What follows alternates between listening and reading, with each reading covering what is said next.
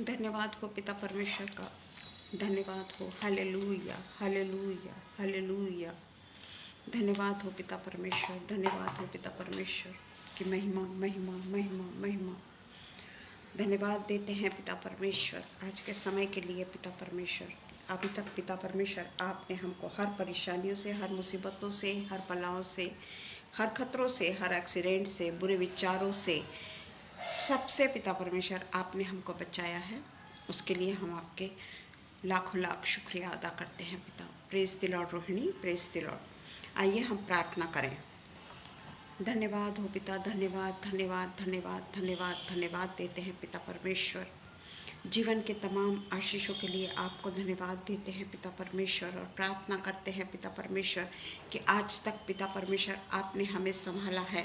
ये पिता परमेश्वर आप ही का रहमो करम है कि पिता परमेश्वर आज हम पिता परमेश्वर के अनुग्रह के सिंहासन के सामने उपस्थित हो सके हैं पिता। पिता परमेश्वर जो भी कोई वचन हमारे द्वारा बोला जाता है, आपका जो वचन हम अपने मुंह से पेश करते हैं पिता, होने देना पिता परमेश्वर कि उसका सबसे पहली पिता परमेश्वर अगर मैं कोई वचन को बोल रही हूँ तो वो वचन को मैं मानूं, वो वचन को मैं पहन लूं, और वो वचन को मैं स्वीकार करते हुए आगे के अपनी ज़िंदगी को पिता परमेश्वर जीने वाली हो सकूं। पिता परमेश्वर हम धन्यवाद देते हैं आज के दिन के लिए कि आज का दिन आपने हमको आपकी स्तुति और आपकी स्तुति रूपी बलिदान चढ़ाने के लिए चुना है। उसके लिए पिता परमेश्वर हम लाखों लाख आपको धन्यवाद देते हैं। विशेषकर पिता परमेश्वर जो ऑनलाइन पिता परमेश्वर यहाँ पर उपस्थित हैं, उन सब को पिता परमेश्वर आप अपने आशीषों से नवाजिए और होने दीजिए पिता परमेश्वर कि ये लोग हमेशा पिता परमेश्वर जिस तरीके से परमेश्वर के वचन को सुनने के लिए अपनी नींद, अपनी भूख, अपना चैन सब कुछ छोड़कर पिता परमेश्वर जो आपकी उपस्थिति में आते हैं, उन्हें पिता परमेश्वर आप उनके लिए आपने बहुत बड़ा वरदान रखा है। इसके लिए पिता परमेश्वर हम आपका शुक्रिया अदा करते हैं।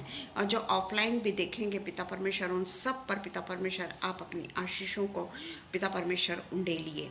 हम विशेषकर पिता परमेश्वर शबनम के लिए और अनुपम भैया के लिए प्रार्थना करते हैं। इनके साथ में आप सदा बने रहिए और होने दीजिए पिता परमेश्वर इनका जिस तरीके से शारीरिक जीवन पिता परमेश्वर हुष्ट पुष्ट आपने रखा है, उसी तरीके से पिता परमेश्वर आध्यात्मिक जीवन में भी पिता परमेश्वर आपने इनको पूरे तरीके से संभाले रखा है, बढ़ाते चले जा रहे हैं। इसके लिए हम आपको धन्यवाद देते हैं। उनके पेज आगरा मसीह मंडली के भी लिए हम आपको धन्यवाद देते हैं, जो पेज को पिता परमेश्वर आज उन्होंने हमारे लिए खोला ताकि हम भी परमेश्वर की इबादत करने वाले हो सके। सब कुछ हम हमारे उद्धारक यीशु मसीह के नाम पर सौंप देते हैं और ये दुआ को हम बहुत ही डरते और कांपते हुए मांगते हैं। सुनिए और कबूल करिए। आमीन पिता, आमीन।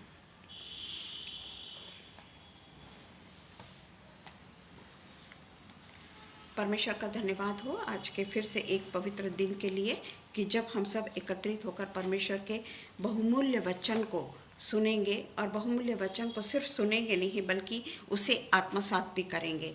यानी जिस तरीके से वचन कहता है हम उसको अपने जीवन में लेकर अपने जीवन को बदलेंगे, क्योंकि हमारे जीवन में बहुत सारी कमियां होती है जो हम परमेश्वर के वचनों के द्वारा ही पूरा कर सकते हैं। परमेश्वर के वचन अगर हमारे साथ में है, थोड़ी देर के लिए, शायद थोड़ी देर के लिए हम जरूर हताश हो जाते हैं, परेशान हो जाते हैं, पर परमेश्वर का वचन कुछ देर बाद में फिर से हमें संभाले रखता है और परमेश्वर पूरे तरीके से हमें अपने बाहों में लपेट लेता है।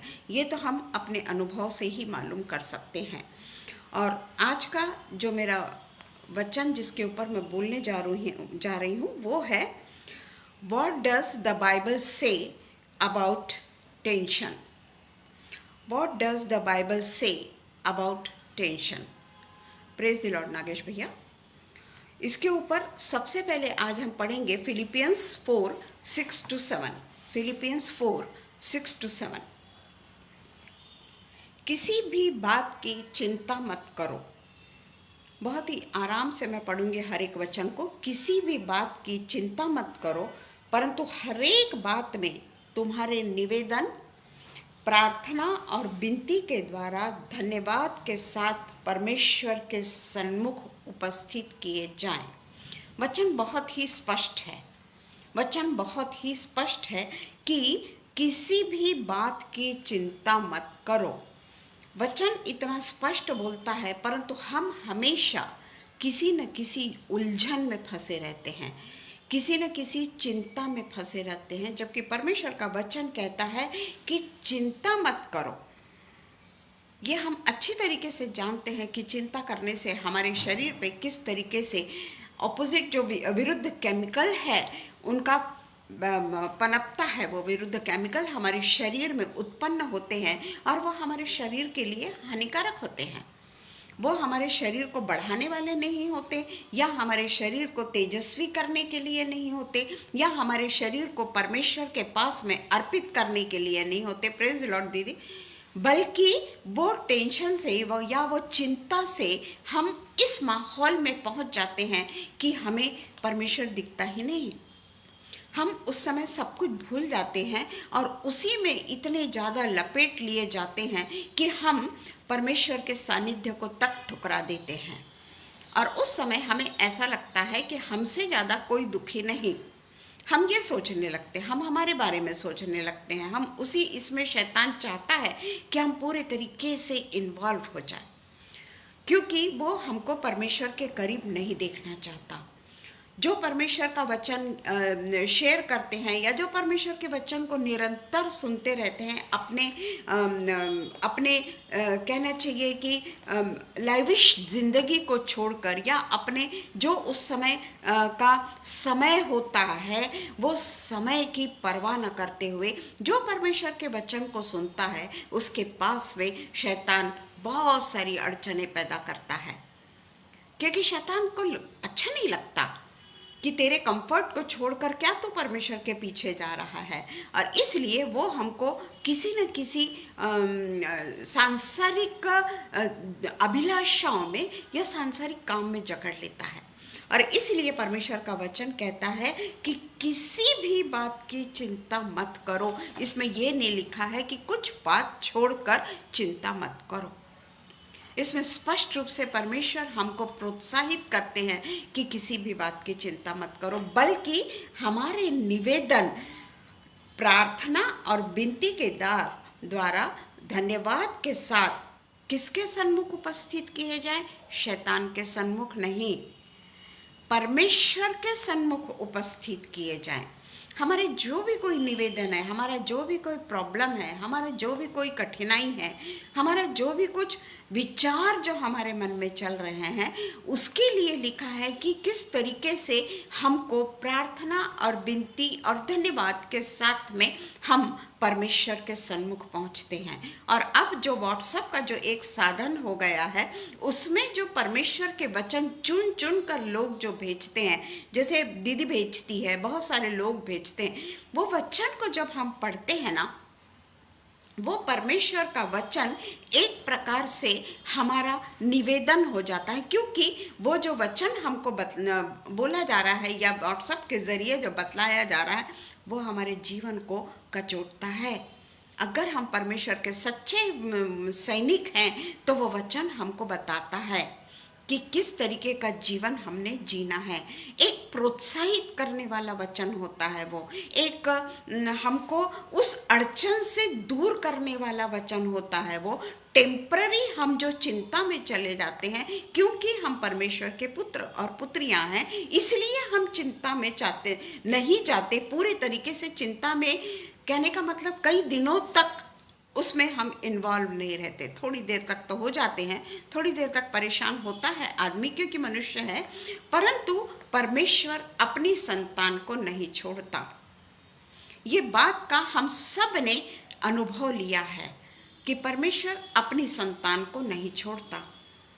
वो हमेशा परमेश्वर के वचन के द्वारा हमसे बातचीत करता है।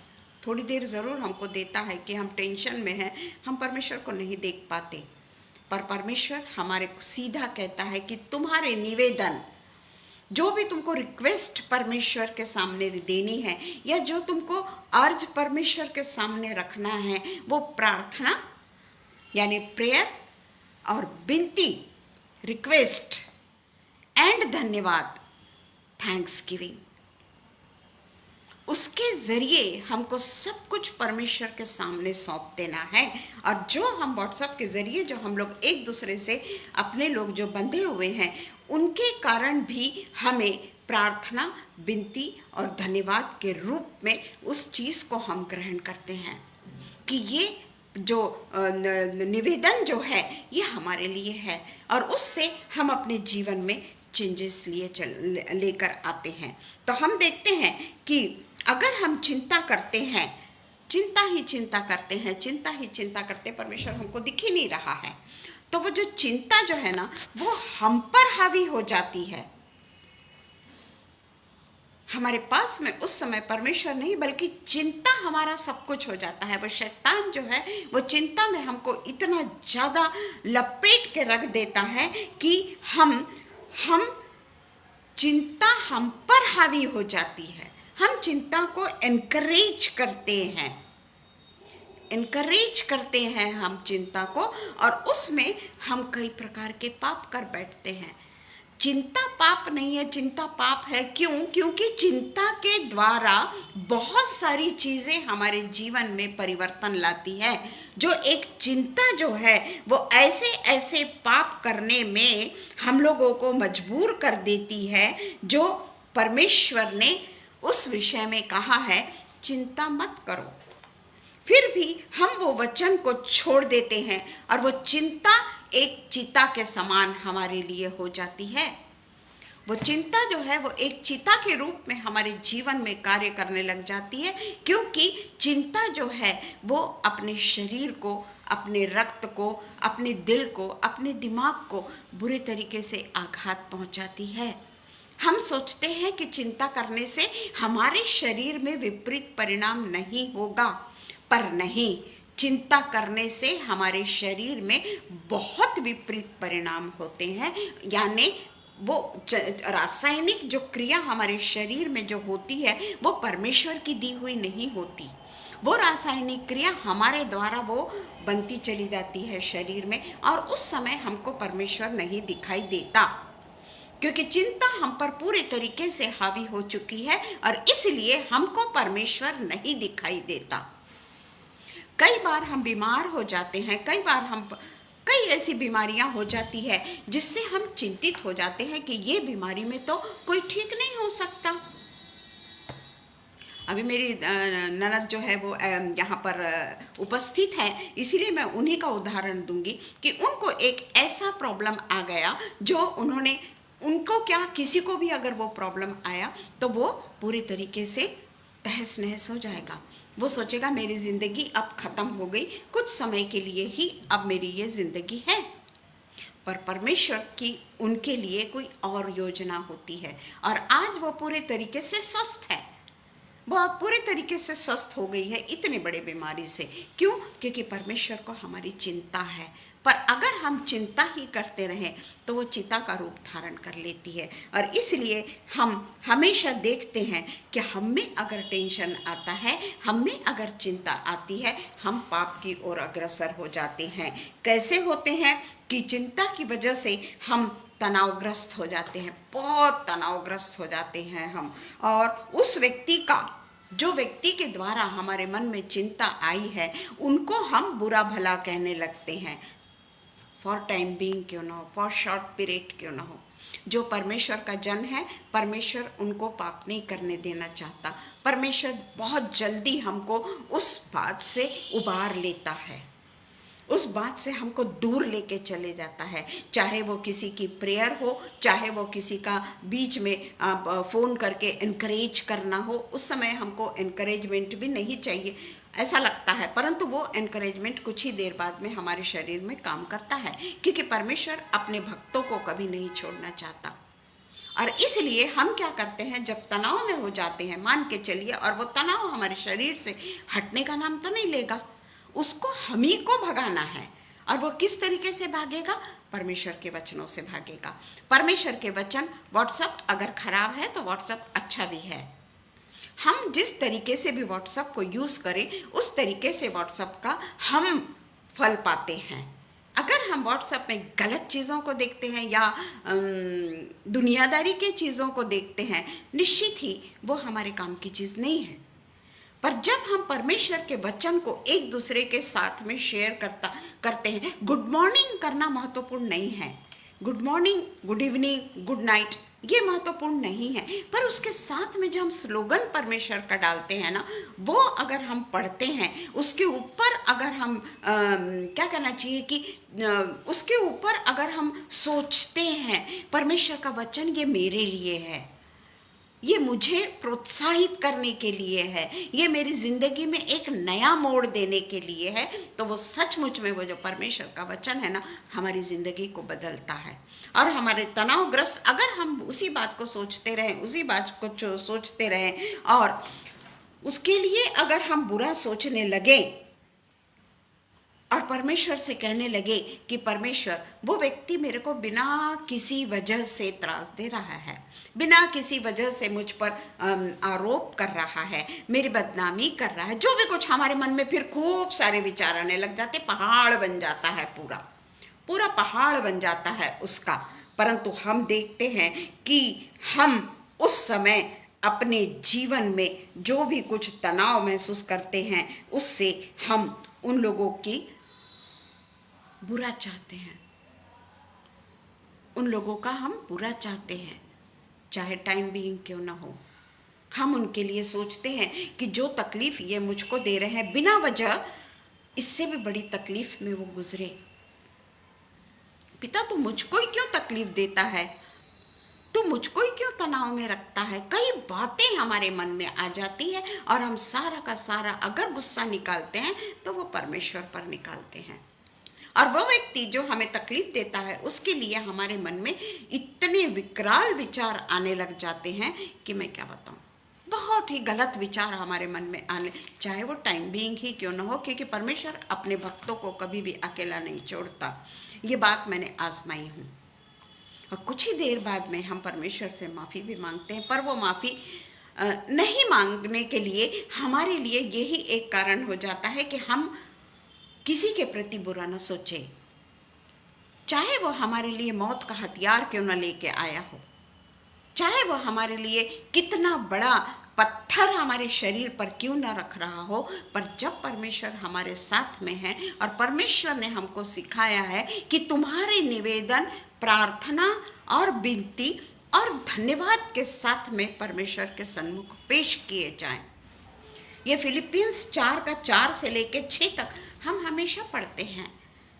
तो उस दिन मुझे ये लगा कि ये एक्चुअली मैंने कल के लिए तैयार किया था, क्योंकि कल मेरा जो hope for the changing ministry किसके में मेरा था, परंतु वो सिस्टर कुछ केरला वाले लोग आ गए थे, इसलिए वो मुझको इनविटेशन नहीं भेज सकी। बाद में उन्होंने बताया कोई भी कुछ भी क्यों ना हो, परमेश्वर की जो इच्छा है वो हमसे मान लेते हैं, और इसके कारण वो जो वचन था शायद परमेश्वर की इच्छा थी कि मैं दूसरे प्लेटफॉर्म पे इसको पेश करूं। जो भी परमेश्वर की इच्छा हो, पर जो भी कुछ है, पर हम देखते हैं कि हमें लगता है कि जो हमारा बुरा कर रहे हैं वो फलते ही जा रहे हैं, वो फूलते ही जा रहे हैं, या उनका कोई नाश ही नहीं हो रहा है। देखिए हमारे मन की भावना है, क्योंकि हम गलत विचारों में आ गए हैं अब, क्योंकि हमने अपने आप को पूरे तरीके से टेंशन के, शैतान के अधीन कर दिया है। तो हम उनकी बढ़ाई से या उनके पैसा या उन लोगों का जो भी कुछ उनका सांसारिक ब्लेसिंग को हम देखते हैं उनके,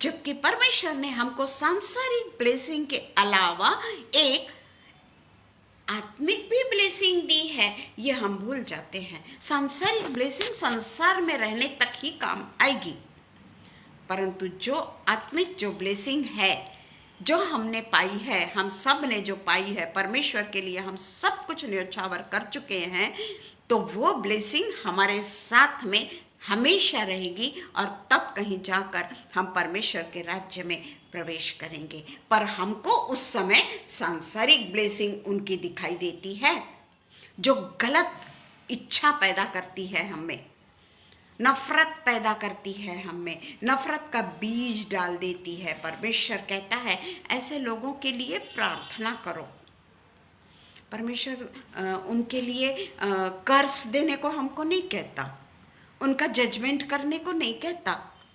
परमेश्वर कहता है ऐसे लोगों के लिए प्रार्थना करो कि तुम चंगे हो जाओ। अगर मैं ऐसे लोगों के लिए प्रार्थना करूंगी तो मैं आत्मिक रीति से चंगी हो जाऊंगी, और शारीरिक रीति से भी जो टेंशन की वजह से मेरे दिलो दिमाग पे, मेरे शरीर पे जो इफेक्ट आता है, विपरीत इफेक्ट आता है, जो निगेटिवनेस आ जाती है, उससे परमेश्वर मुझको छुड़ाएगा। जरूर छुड़ाता है परमेश्वर, थोड़ी देर बाद में छुड़ाता है। मैं तो सच में गवाही देती हूँ, कुछ देर के लिए मैं जरा बहुत तकलीफ में आ जाती हूँ, क्योंकि अकेले होने के कारण थोड़ा तकलीफ होती है, परंतु फिर भी परमेश्वर जो ना कभी मुझे छोड़ता है और ना कभी मुझे त्यागता है। ऐसी ऐसी जगह में जाकर मुझे पता पड़ता है कि उन लोगों ने मेरे लिए बहुत गलत गलत बातें करी, फिर भी जब उनके घर में गई और वो पास्टर साहब ने जब मेरे लिए प्रार्थना की, मेरे पास्टर के पास में जब उन्होंने मेरे लिए प्रार्थना की, उस समय एकदम से मेरे मन में आया और मैंने पास्टर साहब से कहा कि पास्टर साहब आप यही प्रार्थना करिए कि मैं तो सब कुछ छोड़ने को तैयार हूँ, मैं सब कुछ छोड़ दूंगी, पर अगर समझ जाइए आप कहते हैं तुमको 1/3 जो भी कुछ है लेना पड़ेगा, तो मैं सारी की सारी प्रॉपर्टी, चाहे करोड़ों की प्रॉपर्टी होगी, निश्चित ही होगी वो, तो मैं उसमें से एक भी पैसा नहीं लूंगी। ये मैंने पास्टर साहब को पहले भी प्रॉमिस किया, और क्योंकि मैंने चर्च में गवाही दी इसलिए मैं नहीं लूंगी।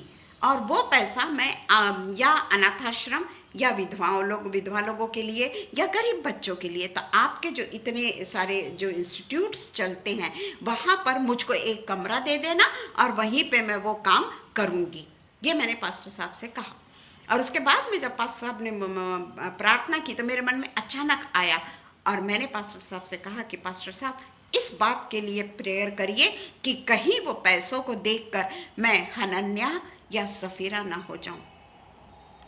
ये है परमेश्वर का काम, ये है परमेश्वर का वचन, ये है परमेश्वर का इच्छा कि देख आगे कहीं तेरे साथ में वो पैसा तेरे ऊपर ना आ जाए। इसीलिए परमेश्वर ने पहले ही, और मैंने पास्टर साहब से ये बात कही प्रेयर खत्म होते ही, और पास्टर साहब ने मुझसे कहा आप ऐसा कभी नहीं कर सकती, मैं आपको जानता हूं।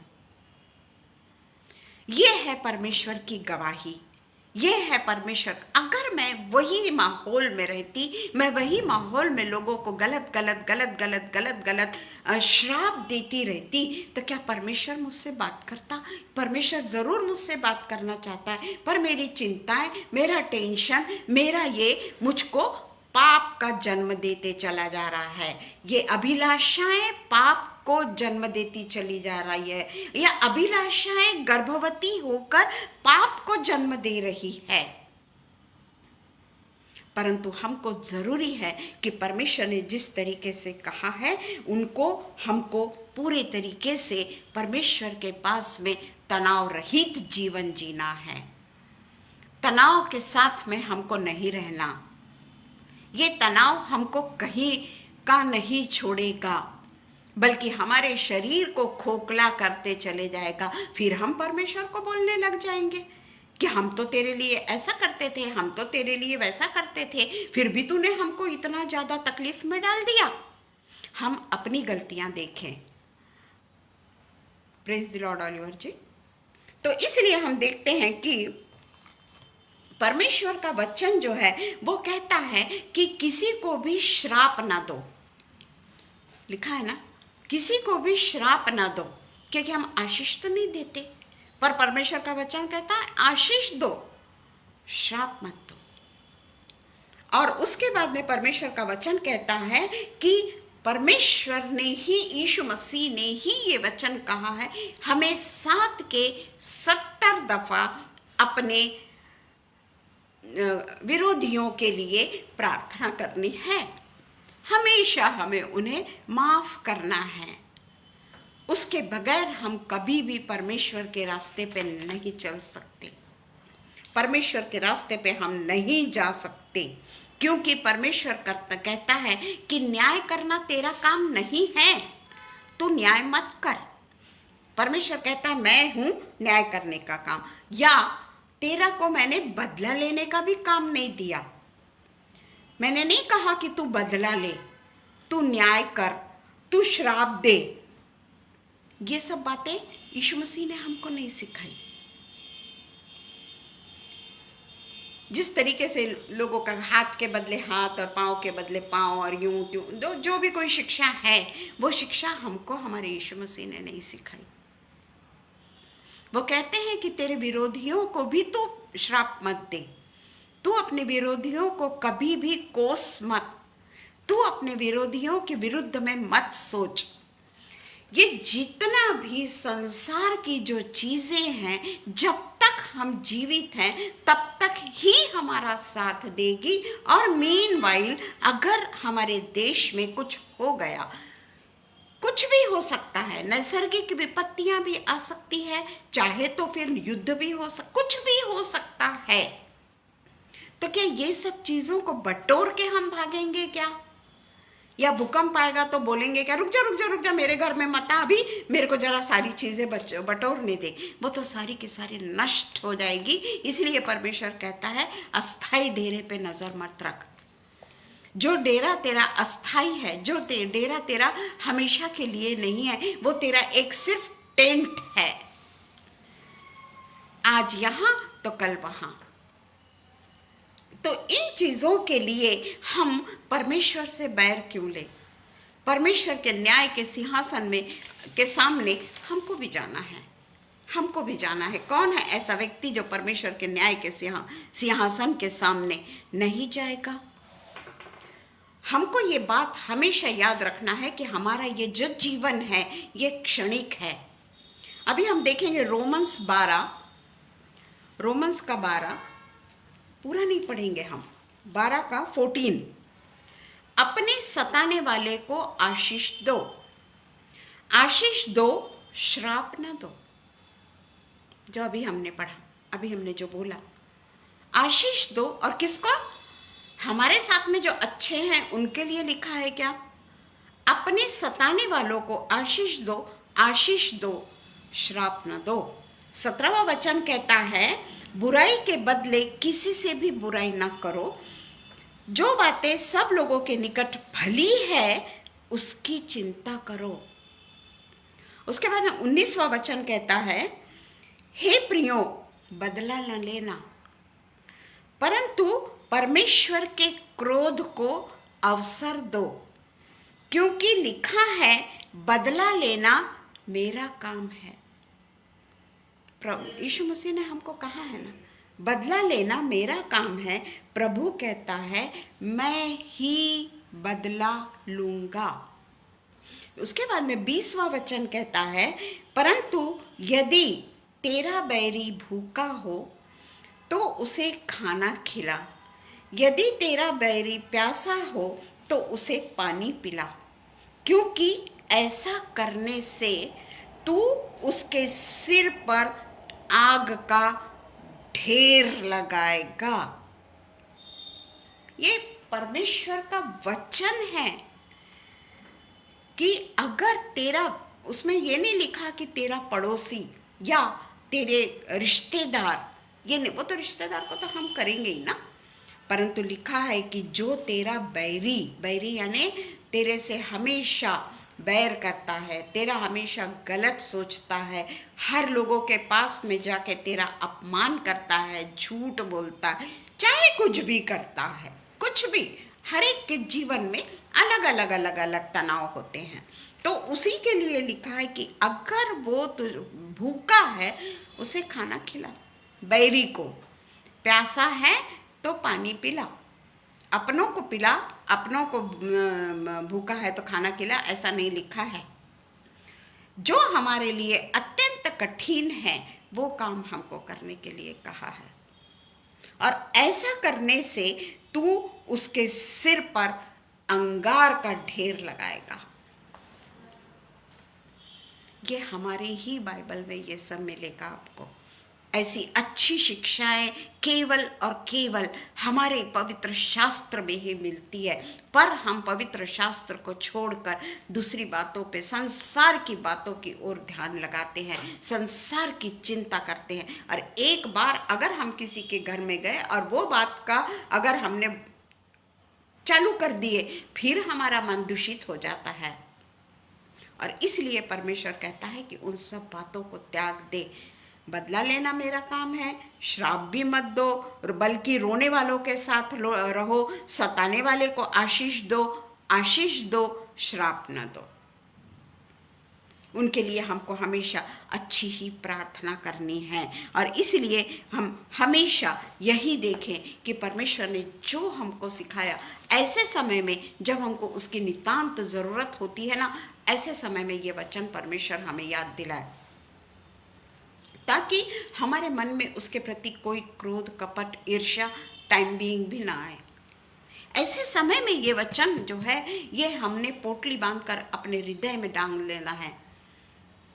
और हृदय में डाल के पैरालाइज्ड नहीं करना है, बल्कि हृदय में डाल के उसको हमेशा जुगाली करते रहना है, ताकि वो वचन हमको याद हो जाए पूरे तरीके से, कि जब हम विपरीत परिस्थितियों में जाएं, वो वचन का हम सहारा ले सके। 1 कुरिन्थियंस 6:19 and 20 देखिए क्या कहता है ये। 1 कुरिन्थियंस 6:19 and 20, क्या तुम नहीं जानते कि तुम्हारा देह पवित्र आत्मा का मंदिर है? जो हम चिंता करते हैं, जो हम लोगों के लिए फिर बाद में मन में हमारे कपट आता है, लोगों के लिए चाहे हम 5 मिनट भी क्यों न हो, हमारे मन में आता है कि ऐसा क्यों, वैसा क्यों, यूं क्यों, त्यों क्यों। तो क्या है? क्योंकि हमारा देह पवित्र आत्मा का मंदिर है। हम खरीदे गए हैं, यीशु मसीह के रक्त से हम खरीदे गए हैं। उसने अपने रक्त से हमको मोल ले लिया है। और इसलिए कहा है कि तुम्हारा देह पवित्र आत्मा का मंदिर है, जो तुम में बसा हुआ है और तुम्हें परमेश्वर की ओर से मिला है। ये देह हमारा नहीं है, ये देह हमको परमेश्वर की ओर से मिला है। और तुम अपने नहीं हो, हम सब परमेश्वर की बनाई हुई रचना है। हम सब परमेश्वर का मंदिर है। हम सब परमेश्वर के देह में रहते हैं। और इसलिए कहा है, क्योंकि तुम दाम देकर मोल लिए गए हो। यीशु मसीह ने अपने रक्त का एक एक कतरा हमारे लिए बहा दिया। वो दाम है, यीशु मसीह ने हमारे लिए चुकाया, ताकि हम उसके साथ में सदैव स्वर्गीय सिंहासन पे उसके साथ में बैठे रहें, स्वर्गीय स्थानों में हम उसके साथ में बैठे रहें। इसके लिए उसने वो दाम दिया। इसलिए लिखा है कि तुम दाम देकर मोल लिए गए हो, इसलिए अपनी देह के द्वारा परमेश्वर ही की महिमा करो, किसी की नहीं, परमेश्वर ही की महिमा करो। उसके बाद में 1 पीटर 4:7, 1 पीटर 4:7,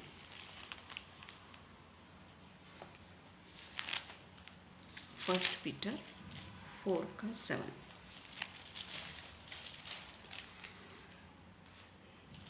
सब बातों का अंत तुरंत होने वाला है, इसलिए संयमी होकर प्रार्थना के लिए सचेत रहो। सब बातों का अंत होने वाला है। कोई भी चीज दुनिया की नश्वर है। एक हमारा स्वर्गीय देश ही है, जो सदा सदा सदा के लिए हमारा ठहराया गया है। और इसलिए कहा है कि सब कुछ का अंत होने वाला है। संयमी होकर प्रार्थना के लिए सचेत रहो।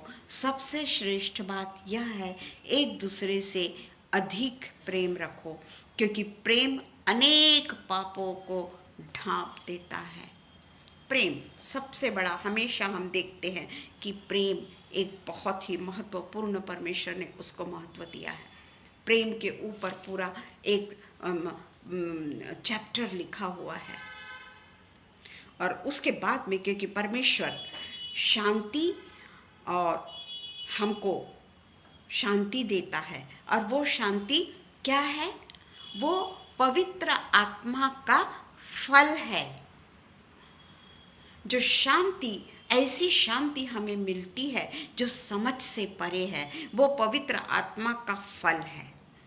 और हम देखते हैं कि जिस तरीके से 9 जो फल है जो गलातियों 5 और 22 में पाए जाते हैं, हमारे पास में पढ़ने को समय नहीं है, मैं बताऊं। प्रेम, आनंद, शांति, शांति, शांति, फिर से धीरज, कृपा, भलाई, विश्वास, नम्रता और संयम। अगर हमारे पास में संयम है ना, तो हम थोड़ी देर सोचेंगे और वो असीम शांति को पाएंगे जो परमेश्वर ने हमको दी है। और नम्रता अपने आप हम में आएगी। अगर हम में शांति नहीं तो नम्रता भी नहीं, क्योंकि नम्रता अगर होती तो हम शांति भी को भी पा जाते, क्योंकि ये पवित्र आत्मा के 9 फल है। और इसलिए परमेश्वर कहता है कि सब चीज़ों में, अगर गलातियों 5:24 में लिखा है, जो मसीह में है, जो मसीह में है, उन्होंने शरीर की लालसाओं, शरीर की अभिलाषाओं और लालसाओं, शरीर की अभिलाषाओं और लालसा समेत, जो परमेश्वर के लोग हैं, उन्होंने सारी लालसाओं को, सारी अभिलाषाओं को क्रूस पर चढ़ा दिया है। तभी हम परमेश्वर के संतान हो सकते हैं।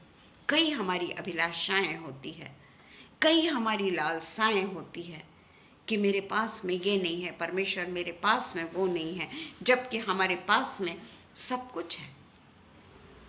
पर मेरे पास में छोटी गाड़ी है, मेरे पास में बड़ी गाड़ी नहीं है। जब परमेश्वर हमको भरपूरी से देता है ना, उसमें हम और भी चीज़ों को बढ़ाना चाहते हैं, और भी सांसारिक अभिलाषाओं के पीछे भागना चाहते हैं, सांसारिक लालसाओं के पीछे भागना चाहते हैं। पर परमेश्वर का वचन कहता है कि जो मसीह में है, उनमें शरीर की अभिलाषाएं और लालसाओं समेत हमको वो क्रूस पर हमने क्रूस पर चढ़ा दिया है।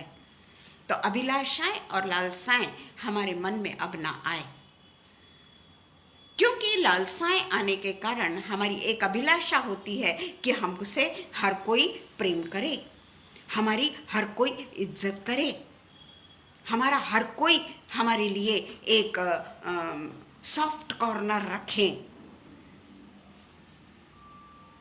पर नहीं, परमेश्वर ने हमको कहा है अपने लालसाओं और अभिलाषाओं को कैद करने के लिए कहा है। वो हमारे काम की नहीं, वो हमको परमेश्वर के जीवन में नहीं ले जा सकती। उस अभिलाषा और लालसाओं के साथ हम परमेश्वर के पास भी नहीं जा सकते। परमेश्वर कुछ देर के लिए हमसे दूर हो जाता है। वो कहता है कि तेरे हृदय में तो मैं बसा हूँ, पर तूने मेरे हृदय में अपने आप को रख कर पंगु बना दिया है, मुझको पैरालाइज्ड कर दिया है मुझको। और इसलिए ये सारी अभिलाषाएं और लालसाएं को हमको कैद करके क्रूस पर चढ़ा दिया है हमने। तो वो जब हमने क्रूस पर चढ़ा दिया है, तो वो हम पे आघात ना करे।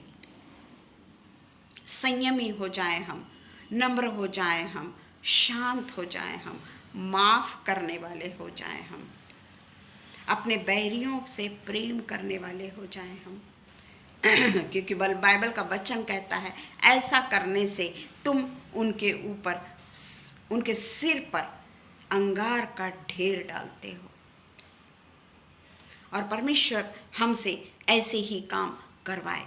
परमेश्वर हमको ऐसे ही आशीषें परमेश्वर ने तो दे रखी है, पर हम ही उसको प्राप्त नहीं करना चाहते। आखिरी में हम पढ़ेंगे फिलिपियंस 4:7, जो हमने, तब परमेश्वर की शांति जो सारी समझ से परे है, तुम्हारे हृदय और तुम्हारे विचारों को मसीह यीशु में सुरक्षित रखेगी।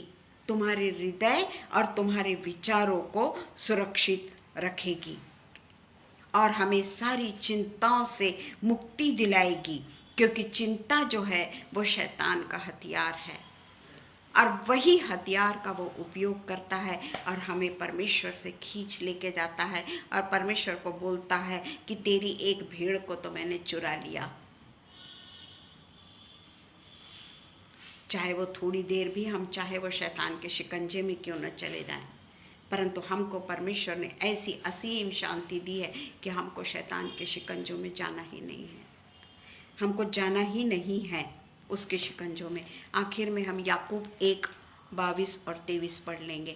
याकूब 1, जेम्स 1:22 एंड 23 लास्ट है ये मेरा। परंतु वचन पर चलने वाले बनो। अभी तक तो परमेश्वर ने हमको ये दिया वो दिया, कैसी शांति दी, कैसे नम्रता से सब कुछ दिया दिया दिया, हमको क्या करना है? वचन पर चलने वाले बनो और केवल सुनने वाले ही नहीं जो अपने आप को धोखा देते हैं। वचन को सुनना और वचन पर ना चलना, ये हम परमेश्वर को धोखा देते हैं। ये सारे वचन मेरे लिए हैं। हम सुनते हैं, हम बोलते हैं, पर उसके अनुसार हम नहीं चल पाते। चाहे टाइम भी क्यों ना हो, हम थोड़ी देर के लिए परमेश्वर से दूर हो जाते हैं और इसलिए कहा है कि अपने आप को धोखा देते हैं। क्योंकि जो कोई वचन का सुनने वाला हो और उस पर चलने वाला ना हो, तो वह उस मनुष्य के समान है जो अपना स्वाभाविक मुंह दर्पण में देखता है, इसलिए कि वह अपने आप को देखकर चला जाता है और तुरंत भूल जाता है कि मैं कैसा था। हम भी जब कहीं जाते हैं खूब अच्छे से तैयार हो जाते हैं, सब कुछ कर लेते हैं, सब कुछ कर लेते, फिर भी हमको ऐसा लगता है कि कहीं मेरे चेहरे पे कोई दाग तो नहीं दिख रहा, कहीं मैं ऐसा तो नहीं दिख रहा, कहीं मैं वैसा तो नहीं दिख रहा। हम अपने देह की बहुत ज़्यादा चिंता करते हैं और वो देह ही है जो हमको परमेश्वर से अलग ले जाती है। क्योंकि देह में अगर संयम नहीं है, देह में अगर शांति नहीं है, देह में अगर पछतावा नहीं है, देह में अगर अपने किए हुए कार्यों के प्रति जागरूकता नहीं है, या जो कुछ हम कर चुके हैं उसके लिए हमने कुछ गलत नहीं किया ऐसा सोचकर हम पश्चाताप नहीं करते। अगर हम पश्चाताप नहीं करते तो हम वैसे ही है कि थोड़ी देर के लिए हमने आईने में अपना मुंह दिखाया और उसको देखकर बड़े संतुष्ट हुए, पर बाहर जाके हमें फिर से वही चिंता कि मेरे को पसीना आने से कहीं मेरा पाउडर तो नहीं बह गया, कहीं क्या क्या लगाते हैं वो गुलाबी क्या लगाते हैं मालूम नहीं, वो तो नहीं बह गया, काजल तो नहीं बह गया, क्या क्या चिंताएं हमको होती है। और इसलिए हमको सब बातों से छोड़कर केवल और केवल अगर हमको अपना दर्पण में अगर हमको अपना चेहरा देखना है तो हम यीशु मसीह के दर्पण के सामने खड़े होके, यीशु मसीह के हृदय के सामने खड़े होकर तो देखें कि हमारे चेहरे को छोड़ दीजिए, हमारे विचार कितने शुद्ध है, हमारे आचार कितने शुद्ध है, हम मन से कैसे हैं। ये सब बातों का हमको परीक्षण करना बहुत ज़रूरी है प्रियो, क्योंकि मैं अपने ऊपर ही आज का ये वचन मैंने लिया है कि मुझे किस तरीके से बदलना है, किस तरीके से परमेश्वर मुझसे चाहता है। चाहे मैं परमेश्वर का वचन भी सुनाते रहूं, उस समय जानबूझकर वो जो संसार की अभिलाषाएं हैं वो मुझको दिखती रहती है और मैं उसके कारण परमेश्वर से दूर हो जाती हूँ। और वो मैसेज को पढ़ के या वो फ़ोन आ रहा है किसी का पढ़कर मैं अपनी शांति को खो बैठती हूँ। और वैसे इससे अगर मैंने परमेश्वर का वचन दिया वो ब्लेसेड नहीं है। मैं तो खुद अपना यानी पश्चाताप कर रही हूँ। मैं ये नहीं चाहती कि मैं बहुत अच्छी हूँ। तो इसलिए हमको अपने आप को पूरे तरीके से मार डालना है, अपने अहम को मार डालना है, अपनी चिंताओं को मार डालना है। हम ये सोचते हैं कि 4 लोगों के सामने अगर किसी ने हमारा इंसल्ट किया है हम उसी को लेकर बैठे रहते हैं, पर परमेश्वर ने देखा है ना, हम अगर परमेश्वर की संतान हैं तो वो बातों की ओर हम पूरे तरीके से दुर्लक्ष्य करें और परमेश्वर का जीवन जो समझ से परे है वो हमें फुकट में देने को परमेश्वर है, बल्कि दे चुका है। हमने उसे ग्रहण भी किया, पर थोड़ी ही देर बाद, थोड़ी ही देर के लिए हम उससे दूर हो जाते हैं। Praise the Lord, praise the Lord. आइए हम प्रार्थना करें। धन्यवाद हो पिता, धन्यवाद धन्यवाद धन्यवाद धन्यवाद धन्यवाद देते हैं पिता परमेश्वर।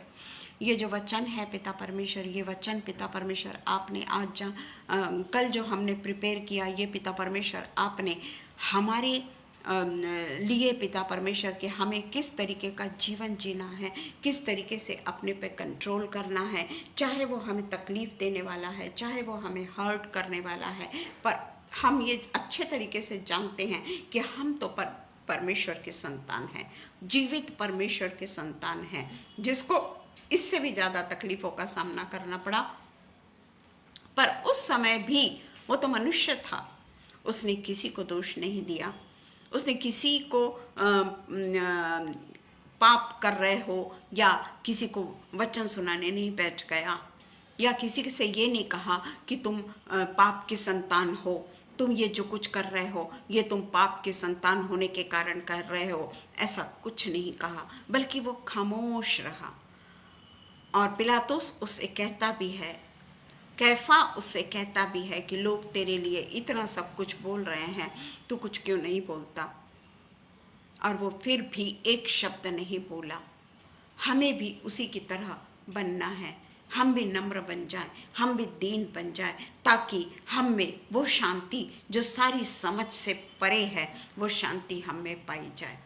पिता परमेश्वर, हम इस वचन के लिए आपको दिल से शुक्रिया अदा करते हैं कि ये आपकी योजना के अनुसार पिता परमेश्वर ये वचन पे बोलना, ये आपकी योजना के अंतर्गत हुआ है। पिता परमेश्वर, आप चाहते थे पिता परमेश्वर कि ये वचन पे हम बोलें और ये वचन के द्वारा हमारा खुद का पवित्रीकरण हो सके, पूरे तरीके से हम पवित्र हो जाएं और परमेश्वर के आसन में बैठ के, परमेश्वर की गोद में जाकर, जब निराशा आती है, हताश हो जाते हैं, तकलीफ होती है, परमेश्वर से सहारा मांगे, परमेश्वर की गोद को मांग लें, परमेश्वर के से कहें कि पिता परमेश्वर, तेरे और मेरे बीच में कोई अंतर ही ना दिखाई दे, इस तरीके से तू अपनी गोद में मुझको ले ले, मेरी छाया भी मुझको ना दिखाई दे। जब परमेश्वर मुझे अपनी गोद में लेगा, मेरी छाया भी मुझे नहीं दिखाई देगी, मेरी परछाई भी मुझको नहीं दिखाई देगी। इस तरीके का जीवन हम परमेश्वर से मांग ले। और परमेश्वर जब हम मांगते हैं तो वो देने के लिए तैयार है। परमेश्वर कहता है कि विश्वास से मांगो तो तुम्हें दिया जाएगा, संदेह ना करो तो तुम्हारे लिए सब कुछ हो जाएगा। संदेह करने वाला दो नाव पर सवार है, जो कभी भी दो नाव पर सवार होने के कारण पानी में गिर जाएगा, डूब जाएगा।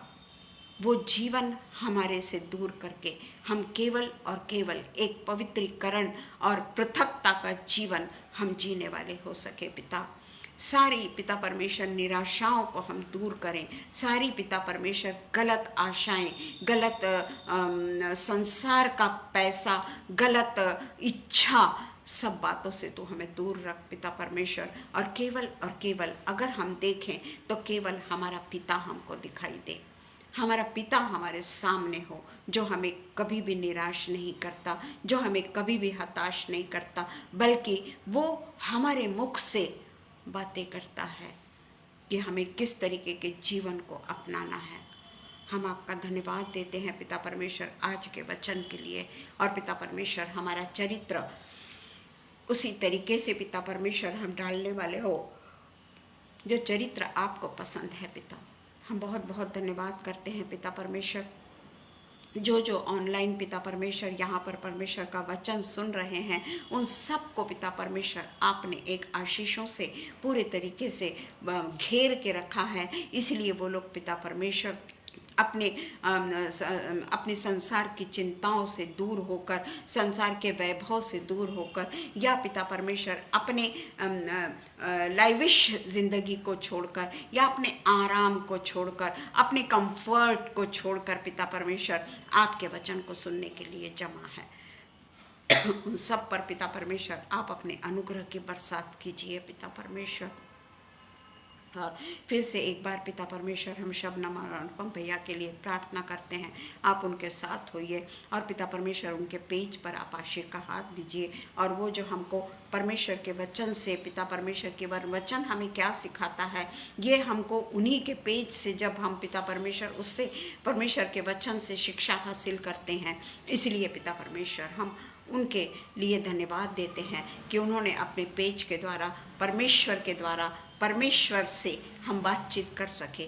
उसके लिए हम परमेश्वर का प्रथम धन्यवाद करते हैं और उसके बाद में हम हमारे सभी लोगों के लिए धन्यवाद करते हुए प्रार्थना उद्धारक यीशु मसीह के नाम से मांग लेते हैं। और पिता परमेश्वर, हम विशेषकर पिता परमेश्वर ग्रेस दीदी के लिए प्रार्थना करते हैं कि उन्होंने जो बतलाया कि उनके पैरों में दर्द होता है, पिता परमेश्वर आप उनके पैरों पर पिता परमेश्वर अपने पवित्र हाथों को रखकर अपनी पिता परमेश्वर चंगाई, जो पिता परमेश्वर संपूर्ण रीति से प्राप्त होती है, आप 5% चंगाई नहीं देते, आप 99% चंगाई नहीं देते, आप तो 100% चंगा करने वाले परमेश्वर हैं। और इसलिए पिता परमेश्वर हम उनके चंगाई के लिए पूरी तरीके से पिता परमेश्वर प्रार्थना करते हैं। और पिता परमेश्वर हम रोहिणी के भी लिए प्रार्थना करते हैं कि जो टाइटल उसने मुझे दिया है, जो बात के लिए उसने मुझे परमेश्वर से वचन को शेयर करने कहा है, वो परमेश्वर का वचन मेरे मन में ज़रूर आएगा। और वो वचन के द्वारा जब परमेश्वर उस वचन पे बात करने के लिए कहेगा, उस समय ही वो पवित्रता के साथ में हम वो वचन को शेयर करेंगे। यह हमारा पूरा विश्वास है। पिता परमेश्वर हमारे साथ में है, इसलिए हम हमारे पवित्र पवित्र एकमात्र जीवित खुदावन के नाम से ये प्रार्थना को मांगते हैं। सुनिए और कबूल करिए। आमीन पिता, आमीन। धन्यवाद हो सबको, बहुत बहुत धन्यवाद। पिता परमेश्वर आप सबको बहुत आशीष दे।